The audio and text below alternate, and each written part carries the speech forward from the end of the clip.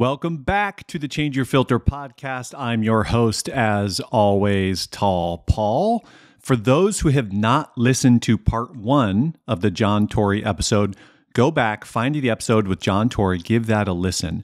In episode one, we talk all about the automobile industry and how people went from, thinking the idea of buying a car online is absurd to record sales for online purchasing for automobiles. So I'm fascinated by that industry, and we talk quite a bit about that in that episode. But in episode 2, first of all, for me, John Tory kind of came out of nowhere. He just showed up and starts dropping incredible insight all over the internet related to home services. So someone that you want to know, go to the Data Driven Trades blog and subscribe to that. John is always sharing insight that is actionable, interesting, and just really smart stuff. But in part 2 of my interview with John, we're going to talk about the modern home service contractor and how to operate your business with more clarity and precision around marketing, better understanding things like revenue attribution. Said more directly, you contractors, I can't assume everyone's a contractor listening, but contractors have data coming in from everywhere. John talks about how to understand that data, understand what is important, what is actionable, and how you can grow and run a better business with the data that is flowing in and out of your business. Please enjoy this conversation with my good, very smart friend, Jonathan Tory. Tell me about SearchLight and tell me what you're doing in HVAC and what you're learning and what excites you. Yeah, absolutely. So we founded SearchLight back in January of 2020. And really it's organic. Our president's father's a plumber, and he put his 3 sons through college, with his plumbing business. That's how I met, 2 of my co-founders. It was through college, and then they worked with me at dealer.com. And once the kids were out of the house, he said, hey, I want to try to grow my plumbing business. I'm going to hire a marketing agency. And he didn't tell us about it. And then a couple months in, he called his sons and said, hey, you're the nerds that like the marketing data. Can you take a look at this? I don't know what I'm getting for this. I haven't been growing my business. What's happening here? And we all took a look and said, oh my gosh. It was egregious at the time. It was just being taken advantage of. And we did a little more research into the, HVAC market and said, you know what? We took it personally. Let's offer a solution. Let's come in as an agency, PPC and Facebook. We have a pretty advanced platform that we were using at the time, and we wanted to bring it to market and see if that would be something that, would become our vision for the future, I guess you could say. Like, that's what we want to focus on. And so we got our first few clients organically, just, through friends, say, hey, we're doing this. Do you know anybody? Talk, do the pitch, do the thing. And they would give us feedback and say, hey, we really like you. We know you care about our business, but we're not seeing the results in our CRM. We're not seeing the revenue. Mm-hmm. So for me to validate, hey, are we all going to go forward with this business full bore, invest our time and efforts into it? I decided to start tracking lead to revenue manually. So again, hearkening back to the dealer.com days, knowing that a lot of stuff gets missed through chat and forum, and it still happens today. So I wanted to see what's actually happening here. So I went through, I listened to thousands of phone calls, forums, chats, the whole thing. And I had these spreadsheets, I had these lists. So it'd be customer called in, they're a new customer, they said that on the phone, here's their address, here's their phone number. And then I would look in the CRM to see, okay, are they in the CRM? Did they get a scheduled consultation? Are they an open estimate, a sold job, a closed job? Where are they at? And I would go back and refresh these lists. So I would go back to the spreadsheet and go back through every week just to see did that status of that customer change.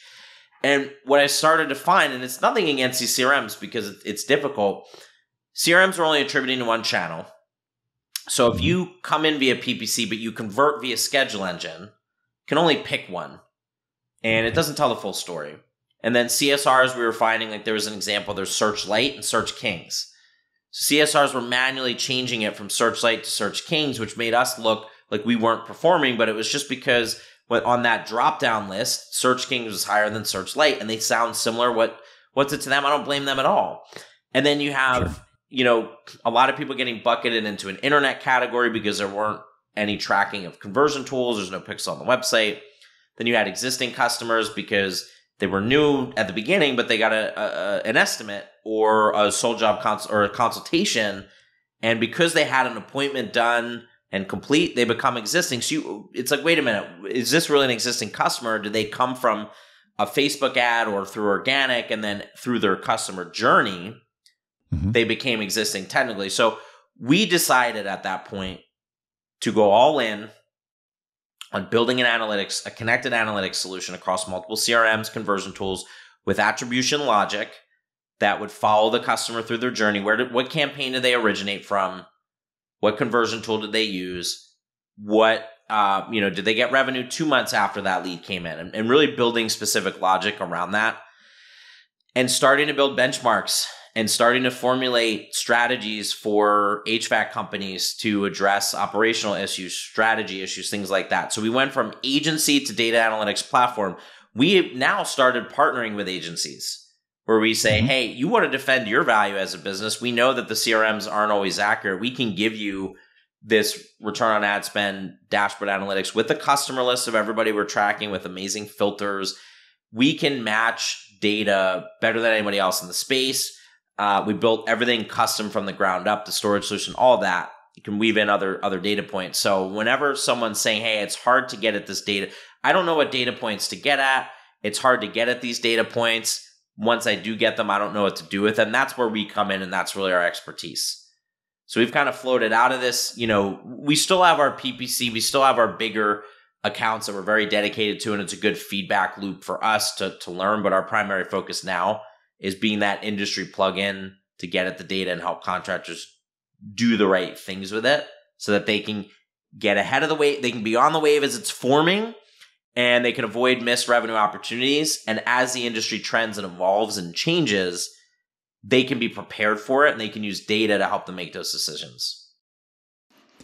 Describe what your ideal customer looks like, the people who are using you and having the most success, and feel free to drop names. I love hearing real stories. Yeah, so one of the ones I'll say because I love them so much is Gens Ryan out of Minneapolis, Minnesota. Their owners, data-driven, their team, Autumn, Michelle, they're awesome. We've only been working with them for about 6 weeks. So this is a great use case of, they're a pretty big operation. I won't share like revenue numbers or anything like that, but they're a pretty big operation in a metro area. And, they want to be in the top 1%. And I think that's an important motivation to have is you want to be in the top 1%. And I always say, hey, use the data to get 1% better, right? They're meeting with me weekly. They're diving into the data. They're making changes based on the data that they're seeing. And we've already, in the first 6 weeks, uncovered tremendous opportunity for them. For example, where are you driving when you run a Facebook ad, where are you driving that traffic? Is it turning into anything? You might not know that, and then we can help you measure that accurately and make decisions based on that. When you have an online scheduling tool, how many steps are you making the customer go through before they end up converting? You might have one too many. Like we start to understand, okay, if you've got 5 steps instead of 6, your conversion rate is going to go up by 20%. Sure. The terminology that's listed there, right? Bing was an undervalued channel, underinvested channel for them and for a lot of contractors. Hey, there's more demand here than you think. And then, hey, mate, you know what? I think you're actually here's a list of customers that we think you should follow up with because they're open estimates or they're lead only, and we get all the lead details. So not only like in this customer list, when we're showing them the data, there's graphs and charts and numbers, but we have a list and we can show you everybody that came from advertising spend that's only a lead. They're not in your CRM with an opportunity. And we can see specifically, what did this person put in the form? Oh, I can see that they were requesting an installation or a replacement of a furnace and AC on January 8th, but they're not in your CRM. You might want to follow up with them. We don't manage their ad spend. We just came in, we do consulting with this. We came with the dashboard layered and consulting on top of it. So I think that, everybody's different in where they're at in the growth of their business. We are looking for people, like really the good fits are more established businesses. I think probably the bottom there, and it always depends, but $5 million a year annually is something that is probably right around where it starts to generate a lot of interest. But frankly, a lot of private equity firms and groups, aggregators, small to big, we've got some big ones, right? They immensely benefit from this because you have a portfolio of brands that you're trying to keep track of. You're trying to prioritize which ones are underperforming and why are they underperforming? What do I do about it? So we've had a number of private equity firms where we're doing consulting with to help with data architecture strategy, things like that, but also to build out this ROAS analytics, help them figure out what metrics should I be tracking? How can we get at the data? What do we do with the data? How do I improve the efficiency of our portfolio when I'm trying to do a million different things? So independence groups, are definitely both in play for what we're doing. Do you commonly get misperceived as being just another marketing agency? We used to, definitely. But so for anybody thinking about career and marketing, we haven't spent really $1 on marketing. It's not fully true. We tested maybe $300 worth of campaigns like 3 years ago, but 2022, right? Like for all intents and purposes, $0 on marketing. So what I did, I'm a good writer. I enjoy writing. I proved it out. Like I built and sold a blog. I was doing freelance writing for 1:37 p.m. I wrote about sports card data, sports cards, and digital collectibles. So I had that background. That's 137 is Gary Vaynerchuk's. Gary Vaynerchuk's, yep. Asset, yep. Yep. Gary Vaynerchuk retweeted a few articles I wrote, and it ended up getting me a foot in the door. So I had a lot of experience writing for a publication, going through data, talking about it, trends, analyzing. I had a ton of fun doing it. So I built that up. Like that was something that I didn't just wake up one morning and say, okay, I'm gonna launch this Substack called the Data Driven Trades. So I had about 1.5 years of just writing like every day. I did profiles. Like I've interviewed, a lot of different people and have written articles. Like Matthew Lillard, one of my favorite actors. He played Stu in Scream. He was in, Shaggy and Scooby-Doo. So I interviewed him and wrote an article about, his Midnight Movie Club, this NFT project they were doing. I interviewed Russell Wilson's business partner and wrote about his business, local weather. So I had this experience kind of coming in, and we talked about what is our marketing strategy going to be. We have to kind of shake. We were SearchLight advertising before. This is an old logo. I'm going to get a new one behind me. I'm pointing to a little sign on the wall, but we've now transitioned. We're just SearchLight. So we dropped the advertising, we dropped the LinkedIn, this, and that, which has actually increased the response rate when I reach out to people on LinkedIn. But here's just kind of the typical thing. So I launched the Data Driven Trade Substack, which is just an email newsletter. Once a week, I write an article about it's anonymized blind data. I don't know what accounts we're including, but we have a big sample and it just kind of pipes in. And I write about the trends that I'm seeing, what I would recommend, and just try to bring value. So we built that list up there's some big names on there. I'm actually incredibly humbled at some of the names that have ended up on that list. We've seen vendors. There's a couple people at Service Titan, that are on there. I'm seeing agencies on there. Like there's a diverse group of people that are on there reading this, sharing it. And what I've been doing now is I just, when I see somebody subscribe and they open the emails, I'll connect with them on LinkedIn. So if they connect with me on LinkedIn, I say, hey, so humbled that you're reading the Data Driven Trades. Would you be open to a 20-minute informational interview? Because I'm always looking to enhance my content. And I just want to learn about your role and what data you're looking for. We're very well positioned to solve some pretty difficult problems in the space because of our infrastructure. I just want to learn about what you do. And I've gotten a number of really interesting people say yes to that question. That's turned into, and I never sell on that first time. Like it's not, I'm going to, trap you into a sale. I think pitch slap is what people kind of call it, is like you message That's people, right? Fun. And I just talk to them. What's your day like? Tell me about your day. What are your pain points? And inevitably they're like, well, all right, I get it. Show me what you're working on. And I show them and they say, okay, this is actually really interesting. Could we potentially do a pilot? How much does this cost? Everybody in the calls, how much does it cost? So kind of did that, doing that strategy. So in the process of doing that strategy, and then what happens is, we'll get some of these clients and then they're working with a vendor. And they say a marketing agency. Yeah. Marketing agency, conversion tool. There's a lot of really cool stuff coming out. Scheduling, e-commerce, myself, e-commerce, all the right? things. Yep. Outbound. Yep. And they say, hey, SearchLight, I think you should meet this company because they've told us that they can't really get to the revenue they're driving. They can't really get to the customer journey. And I think I heard you right that you do that. So that has snowballed into now we're starting to work with some of these outbound providers, some of these online schedulers, things like that.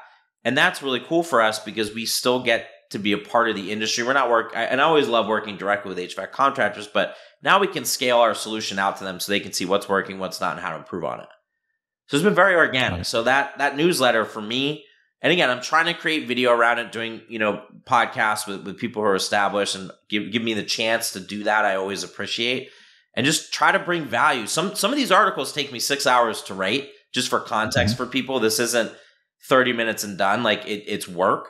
So I just picked, hey, I like writing, and that's what I went for, even though I know everybody else does video right now and it seems to be doing something.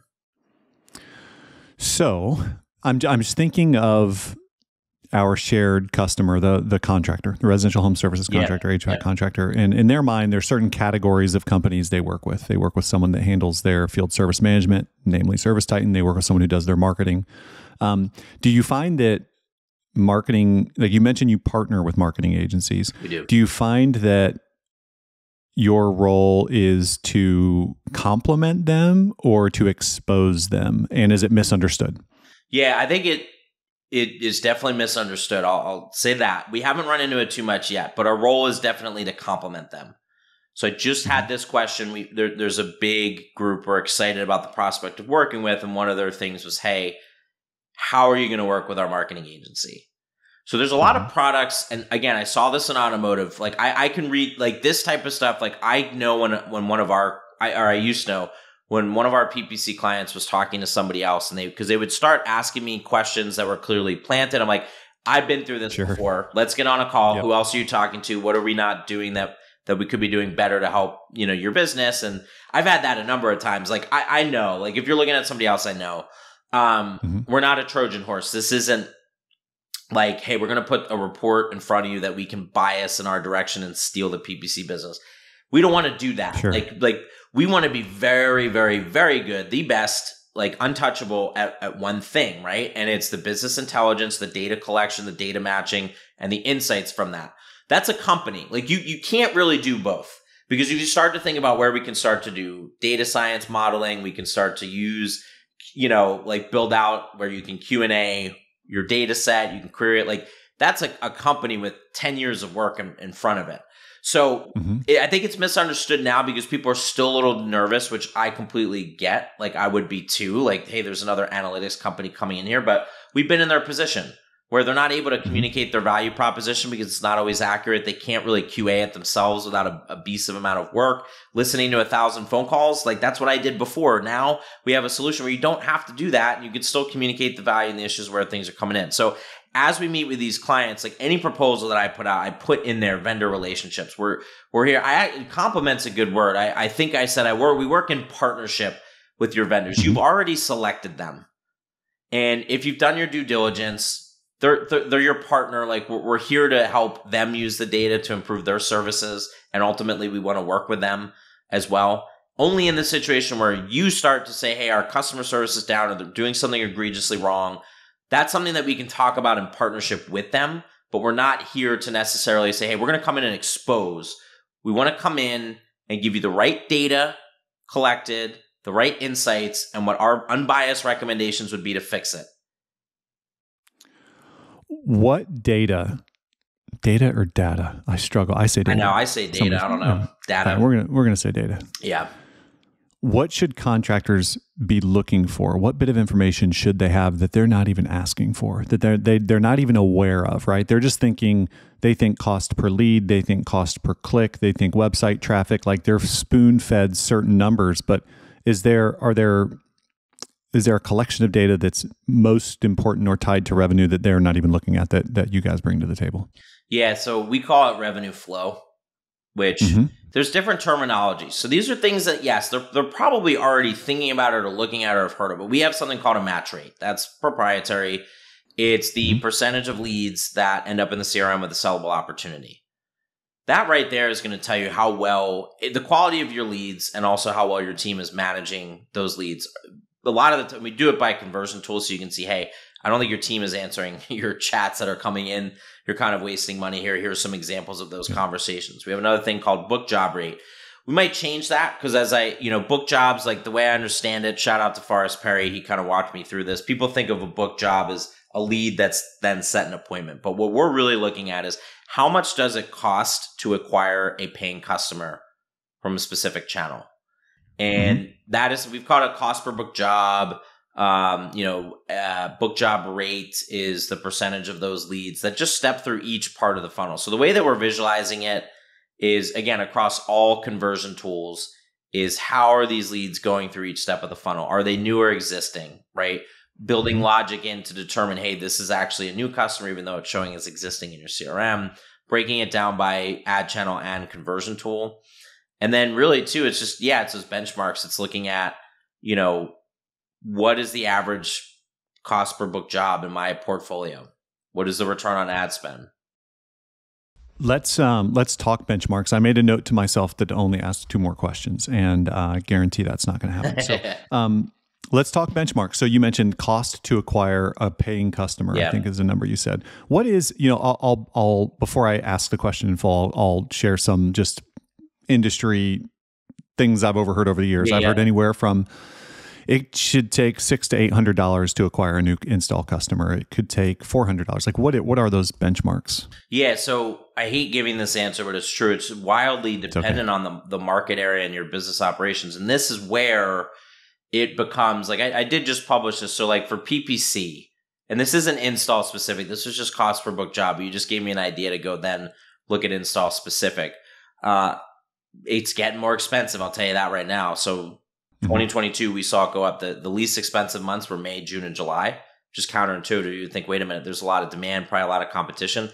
May, June, July were under $300 cost per acquisition. Service and install, probably leaning a little heavier install. So we've always seen it for PPC under $400. The average it's around $350, but we'll see people who it goes up to $1,000 because your form leads are going to a spam folder and you're just kind of wasting that, or your website's broken, your click to call on mobile. These are all things that we've seen. Click to call on mobile is not working. So half of your traffic who might have been trying to get in touch with you couldn't. Things like that, or whatever those things are. So probably around $350 for PPC, but it varies. And I don't want anybody. So this goes back to complimenting a vendor. So if you're figuring that out, which I don't know of anybody kind of doing it, you can kind of try to get at the data in a CRM. But if you hired us and you're at a $700 cost per acquisition, we don't come in and say your agency sucks, you should switch. It's like, let's break this down into steps. When you said, what do we bring to the table that nobody else does? I think it's the ability to break down that customer journey accurately into these steps. Did they get into the CRM? Did they have a sellable opportunity? Where were those things missed? What is the average ticket value? What are the types of jobs that you're getting? What is the channel mix? What is Google bringing you? Is Google suddenly more expensive and not bringing as many installations? And you should think about Bing. So we give them a framework of questions to ask and takeaways. And if the vendor's not doing the takeaways and they're ignoring them, then yeah, that's a problem. But if they're working in partnership, usually we can get at the core issue of like, what the heck has got my revenue down? Conversely, what spiked my revenue? For example, we had that cold snap right before Christmas this year. And some clients did really, really well and others really, really struggled. And it's all in the data. We can show you, because we can also look at time to revenue. Like we can slice the data a lot of different ways where it's not slow. You're not matching 15 different reports. We pull it all together. And so we can look at time to sale. We can look at, again, the match rate. We can look at how many leads came in December 23rd. That was the biggest one that just never were answered, that never made it into the CRM. And then we can see with other clients that, hey, they prepared for this and staffed appropriately and record days of sales. Okay, 2 more questions. This one's really self-serving, okay? There's a bias in this question. Yeah. Teeing it up for you. So how do you see e-commerce playing into the residential HVAC contractor's ability to convert and sell more and reduce cost per lead and all those sort of things if a consumer can go really far down the process? Maybe even put in a credit card, which is a future state. But what have you learned from the car dealer world that would give you any predictions there? So let's think about this stat: 1.2 dealerships. That was the average number of dealerships a customer would visit. 1.2, and that was not the case. Like before we had this online presence, it used to be 3.6. So you would visit about 3 to 4. So how many estimates are customers getting today? Probably 3 to 4, right? So you might want to schedule yourself as the last one so that you have the last word. We've done some interesting things with clients to actually help them set a higher expectation and educate the customer so that even if the customer gets 4 of them, they can still win the business. It's kind of part of what our data revealed is that, hey, you increased your budget, you had increased demand, but your time to sale or your time to being in the home has lengthened, you need to do some content around that gap because otherwise someone else is going to swoop in and get there faster. But I think about this. Is it a good thing or a bad thing that customers would start only going to one dealership? That all of a sudden, like, you're pulling your hair out because you're competing against price. You got 4 other people in the home. How are you going to win? You have to have this huge value proposition. If you're an early adopter, being able to get your customer down the funnel, you can offer them the traditional experience, but if you start to get them down the funnel, like Schedule Engine, right? Online scheduling has one of the highest match rates and book job rates out of any conversion tool.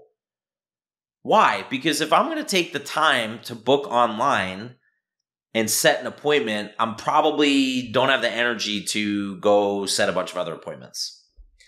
And so, right. Yeah. You know what I mean? So if you start to get like, that's why in automotive, like the next immediate step, and I've already seen it, it's going to be merchandising. It's going to be how well they're marketing the vehicles on the website, because you're still going to go to a bunch. Yep. The number of car dealer websites that you're going to is increased because that's where you're doing your research. You're not going to the dealership side, you're going to the websites.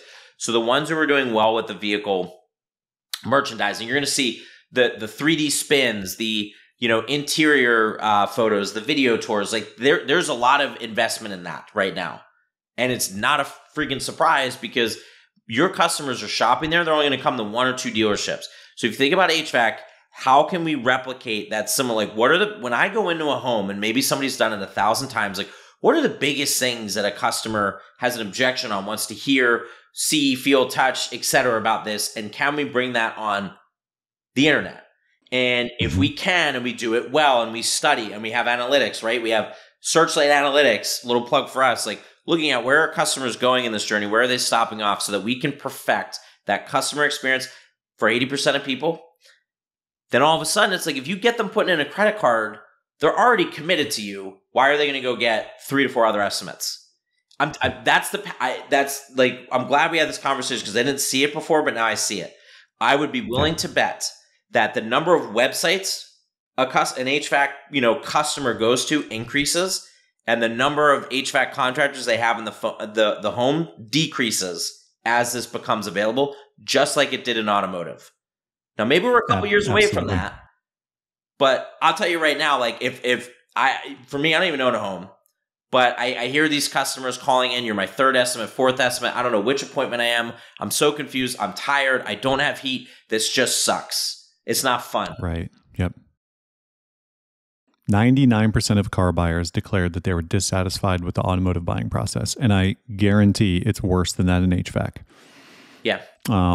You mentioned merchandising, which is something I've been using that word a lot in presentations recently because there is a lack of merchandising in the industry. The manufacturers do an okay job of it, but contractors withhold that information. And so when you go into the home and you start to talk about inverters and variable speed and 2-stage and zoning, and it's 3 or 4 times more expensive or whatever, 30, 40% more expensive, and the homeowner's like, 95% or 90% of the industry is single stage, low SEER stuff.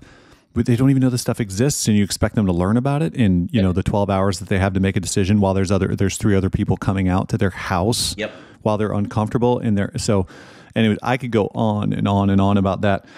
Last question here. Earlier you mentioned, at least I think it's my last question. Let me check my notes here. I'm just going to be fully transparent. Oh, you talk about kind of helping with the operational side of things. So I'm just going to speak for you. So you've got this customer, and they are working with a great website agency. They're working with someone to do PR. They're working with Schedule Engine. They're working with Contractor Commerce to do e-commerce. Shout out to our team here. Yeah. They're working with, Service Titan, if I've not already said that, and other tools. And they've got all this data. They've got all these reports. They've got all these meetings. Yeah. Your job is to come in, help them aggregate that, help them clean it up, help them understand it, help them get insight from it. But then how do you affect operations? You mentioned earlier, like taking the data and fixing operations. Like, where do you guys step in there? Yeah. So big piece of it is just looking first, very first thing is match rate. Like that's, again, we just had a potential client said, look, you're going to spend a lot of time with match rate for some of these brands.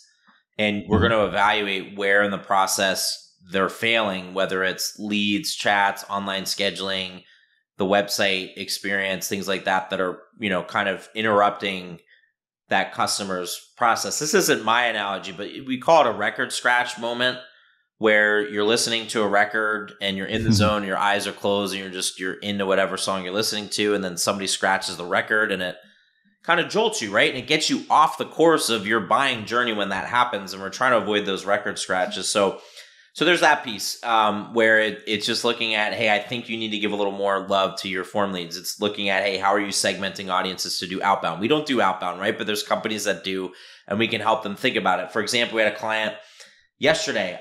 We uncovered an example. So we have a customer list. I said, these are lead only. This person wanted an AC furnace installation. Any insight on what happened? They filled out a form. We could see what they said. It came in on a Saturday. And they said, yeah, you know what actually happened is that person, we got them an appointment, and then they canceled that appointment.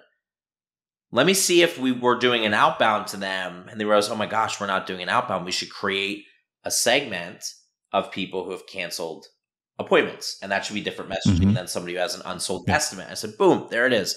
So there's that piece. When you're at a portfolio level, I think the very first thing is, which of my accounts are underperforming, so I can actually focus on doing some of those things. And then it's looking at your channel mix. Are you underinvested in your marketing? It's like we build calculators where we know the percentage of impressions that turn into a sold job through that whole flow. We can see, again, like when you make a change on your website design, we know how it impacts the outcome, the business outcomes. So, right. There's just a lot of that where we're not in there, right? Like we're not necessarily coaching CSRs or doing some of those things, but we're just saying, hey, this is what the data is telling us right now. Let's make some changes. And should you open 7 days a week? Should you add after hours service? Like we can then tell you what the outcomes of that are, if it's a good investment or a bad investment, just based on what you're invested there. And we do it collaboratively. And I've learned a lot about, HVAC business coming into this. It really is just, for me, it's listening to a lot of podcasts, talking to a lot of contractors, really understanding, like another one, hey, we need to focus on tech flips, because demand right now, and it's true in a lot of markets, demand for install replacements are down. So, hey, we're seeing that now. I'm warning everybody now. So operationally, like, hey, are there any incentive plans? Are you putting your best techs on the 10-plus-year-old units that are good at flipping them into replacements? Because you might need to do that right now. Right. It's a lot of that stuff. In 2001, would you have predicted that the automotive industry, that car dealers, that all of them would have an online shopping experience, inside sales, the whole thing? Would you have predicted that? So in 2001, I'm trying to think of how old. Or 11, I'm sorry. 2011. So when I started there, you were 10 in 2001. Yeah, no. Well, in 2001, like I was a very early like internet user. Like I kind of got it. I wish I pursued some of that a little bit earlier, but I found a lot of cool stuff. Like celebrity workouts is always my thing. Like I always wanted to be in good shape and things like that. So I was able to find. It was just so cool to me that you could find like, here's Tobey Maguire who's playing Spider-Man in the first like real superhero movie. Like here's this guy's workout. You can access so much information. But in 2011, those questions always floated. Could you buy a car online? My old 2011 self wouldn't have believed it. Because I learned through Gary Vee to follow curiosity and where it takes you, not to just ignore and shut things off, which I think I was part of that dealer cohort, to the point where I ended up buying a car online from Carvana. Like I went from thinking in 2011, there is no way people, I know better. There's no way people are going to buy cars online, until I let my guard down, dampen the ego. And then 6 years later, holy cow, I bought a car online that I ended up having to return. And it was a poor experience, but nonetheless, it didn't happen. But most dealers now have pricing online. They have shopping online. Yep. They have an inside sales team. Like it is just normal to have online sales for cars and be a dealer and do service and bring people into your dealership. Yep. It's 2023 now. Yep. When do you predict that most or all or some, we'll say most or all HVAC contractors will have an online store? Most or all. So if I go by my timelines and where things, I'd say, so I came on it in 2011. We had 2014. I'd say I put it at like 6 years. Yeah. And I could be super wrong. 6 years. This is just this. Yeah, 6 Number. years. Yeah. But what typically, I mean, what happens is there's typically an event like the new formation of a company that wants to compete and steal your business, right? We have the same thing. Parker's Auto Trader, Home Advisor, Angie. Say that Angie starts to it'd be difficult, right? Because it's not like a used car. You can't just aggregate install data. But say that somebody finds a clever way to start putting, hey, if you own a home that's 2,400 square feet, maybe they do get at that data somehow. Here's what you can expect to pay for these different things. Here's a good deal. Here's a great deal. Here's what the warranties are valued at. If somebody starts to figure that out, it will accelerate it a lot faster. And I would now we're going maybe potentially in a recession, so you could see some of those things happen. But yeah, so like 6 years, and I hope I'm wrong. I hope it's faster. But for anybody listening that kind of gets it, and they're like, ooh, like I'm looking at auto and I'm thinking we're pretty similar to them. We're like the third most expensive purchase now in a customer's lifetime. And it's it's not as sexy, but people are working from home, things like that. Like you have there's this big window where if you do this stuff now and you start to get good at it, you could potentially have half a decade or longer before this is an industry norm to compete and build your customer base and keep them in your ecosystem. Because sorry, I was just going to say, yeah, go ahead, please. Real fast. Even though it's 2023 and car dealers have this stuff, we've had people reach out to us from auto to say, can you please build this for automotive? Because I think we're missing chat. I don't think we're responding to leads. I think we're not thinking about our marketing strategies the right way. And I'm like, no, we can't. We're focused on HVAC. That's all we do right now. But even with all the fancy bells and whistles and that experience, if you can I mentioned earlier, customer service, if you still obsess over your customer journey and perfect it to the best that you can, it's over if you're doing that for everybody else that's trying to compete with you. It's a solid mic drop moment. John, if contractors listening to this or anyone listening to this wants to get in touch with you, wants to learn more about you or SearchLight, how do you recommend that they do that? Yeah, I mean, you can connect with me on LinkedIn, Jonathan Torrey. You can send me an email, jon@searchlightdigital.io. You can go to thedatadriventrades.substack.com to read some of the articles, get into some of the data, get a feel for how we talk about it, how we analyze it, and ask questions. I love questions. I spend a lot of time in the Facebook groups just reading the comments. What are the challenges people have? I just published an article where it was, our marketed leads getting more expensive. How's the customer acquisition cost change in 2022? Because someone asked it in one of the contractor Facebook groups and there were a lot of engagement on it. So I was like, I'll just answer that in the Substack. So I love questions.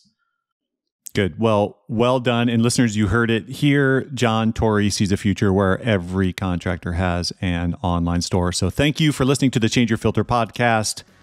Talk to you soon. Hey, thanks for listening to this conversation with John Torrey. I encourage you to find his blog. You can find a link to it in the show notes here, but thedatadriventrades.substack.com. It's kind of a mouthful, thedatadriventrades.substack.com, or check the notes in this podcast. Subscribe to his content, be enlightened, and get to know my friend Jonathan Torrey.